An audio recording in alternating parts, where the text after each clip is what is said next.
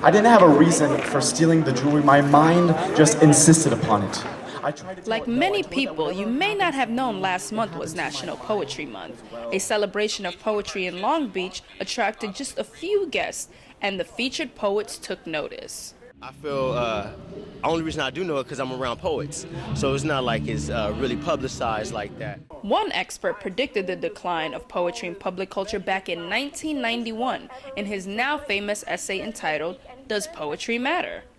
Dana Gioa now argues it has become a marginal art. Well, poetry has fallen from popularity, I think, for a couple of reasons. An obvious reason. There's more entertainment competition. There's television, movies, radio, internet, et cetera, et cetera. Competition is part of the reason, but Gioa argues the biggest reason for the decline in popularity of poetry is how schools and universities, like right here at USC, changed the way poetry was taught. They taught people to memorize and recite poems. It was like theater, and people would memorize poems, and then for the rest of their lives, these poems would be part of their inner life.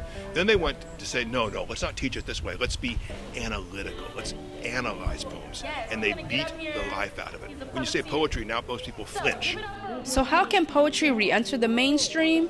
One way, Gioa says, is to introduce poetry early on to kids and have them memorize and recite poems that will stick with them.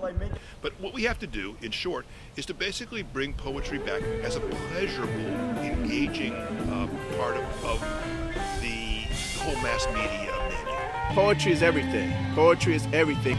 Using our words to be powerful and to build movements is something that's very pertinent in our community.